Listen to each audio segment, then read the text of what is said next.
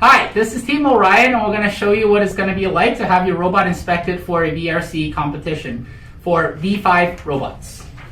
So first, the robot's going to be presented on top of a table or something similar to that. The robot has to fit inside 18 by 18 by 18 inches. So normally there will be a sizing tool, but in this case, I'm going to be using a measuring stick. So it's going to be within size for 18 inches height, 18 inches width, and 18 inches length. So at a competition, we're going to check for that. And once that goes through, it will be fine for the size inspection. Now, we're going to move on to overall inspection. So we're going to ask this team here, 604X, is your team only competing with one robot? Yes. Yes. So you should only be competing with one robot. Or is your robot displayed color team, VEX team identification plates for at least on two opposing sides, with one color visible?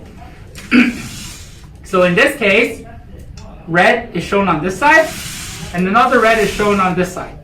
As you can see here, there is a bit of a blue color. Preferably, we should hide this. We don't want the blue color to be shown in the competition, or else it will be really difficult for refs to see which side this robot belongs to. We need to make sure that this robot does not contain any component that will be intentionally detached on the playing field. That means there should be no parts that falls off your robot intentionally during inspection or during the match. We need to make sure that the robot does not contain any component that would entangle or damage the playing field. For example, there shouldn't be any sharp corners or sharp edges on the C channels on this robot, or we shouldn't have strings that attaches to the field and yoinks or pulls on a field object. We also need to make sure that the robot does not contain any sharp edges. We also need to make sure the robot's on and off switch on the V5 brain is accessible. So this is very accessible. But if the brain is inside the robot and I have to reach my hand inside the robot to turn the robot off, this is not legal. I'm not recommended. Moving on to the VEX parts inspection. So all robot components and should be identical to official VEX products as sold on VEXRobotics.com or the materials used otherwise. So components include color filters, minimum grease and lubricant, minimum anti-static compound, hot glue for cable connections. There is going to be unlimited braided nylon rope for cable protection materials, and tape for connections and labeling. We need to make sure that the robot does not use VEX products not intended for use as a robot component or any VEX packaging.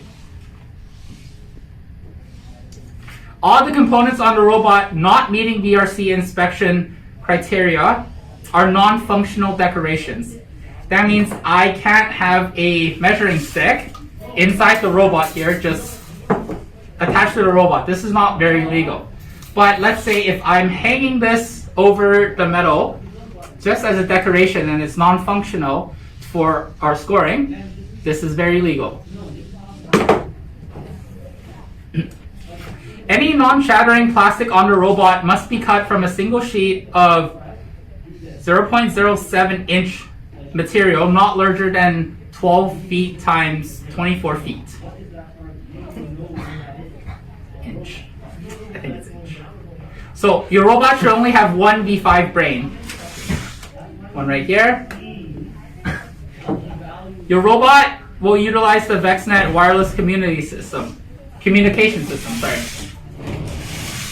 right here for the radio. None of the electronics are from VEX Explorer, VEX Pro, VEX RCR, VEX IQ, or VEX Robotics by Hexpo. So nothing other than V5s. The total number of smart motor is not more than 8 without use of pneumatics. In this year, we introduced the use of pneumatics along with 8 motors. So even if you have 8 motors, you can still use pneumatics and legally at a competition. Ethan, can you please count the motor on your robot for me? Okay, so we have one here, and then we have another one here. And now as you can see, we have one here, and then 4. We have, we have 4 on the bottom. 1, 2, 3, 4. So that'll be 7. So in total, there should be 7 motors on this robot, correct? Yeah, but you can use 8. Perfect. So your robot should contain no VEX 2-wire motors. Those are the legacy motors that came before the V5 motors. We should not have those. We should make sure the robot only uses one V5 battery. Under here. We need to make sure that the teams only utilize VEX battery chargers, so the chargers that came with the batteries. Your robot should not be controlled more than 2 V5 controllers, so no more than 2 of those. There should be no VEX electronic components that have been modified from the original state. So these motors, they should not be soldered or otherwise changed or modified. No methods of attachment not provided by the VEX design system is used, so such as welding or gluing. We can't glue metals together. Your robot should use a maximum of 2 pneumatic air reservoirs if you are using pneumatics and pumped up to 100 psi per air reservoir. Your robot should contain no components obtained from the V5 beta program.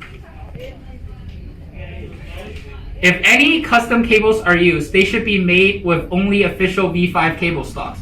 Cable stocks are these ones. Back in. There should be non-functional decorations do not imitate game or field object as a distraction for the V5 vision sensor. So you can't have a decoration that looks exactly like a field element. Your robot brain should have the latest firmware listed on vex.com/firmware. When you visit the website, it will tell you what the newest version is, and you can find that in the brain. If your vision sensor is used, it needs to be calibrated and tested on competition fields.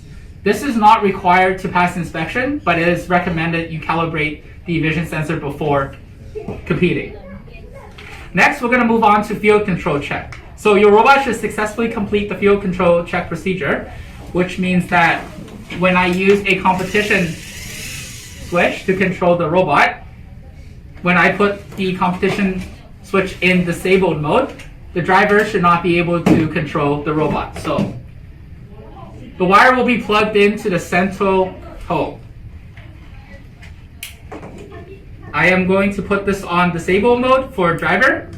So as you can see, the driver cannot control the robot. I am going to now turn this to enabled.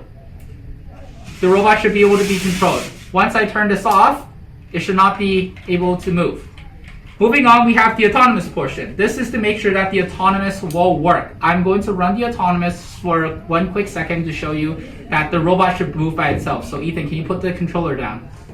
So I'm going to run the autonomous. Which way does it go? It goes this way. It goes forward. Okay. So I'm going to turn it on. As you can see, the robot moved. And once I disabled it, robot stops moving. Once this is done, we're going to either pass you for inspection if you have met all the criteria, or we're going to fail you for inspection and you're going to come back after you have made adjustments to your robot. I'm going to sign the inspection sheet, and we're going to have the team members also sign the inspection sheet to make sure that they know they passed inspection.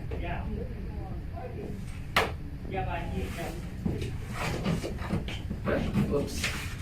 Just like that. Thank you for listening to our procedure on robot inspection.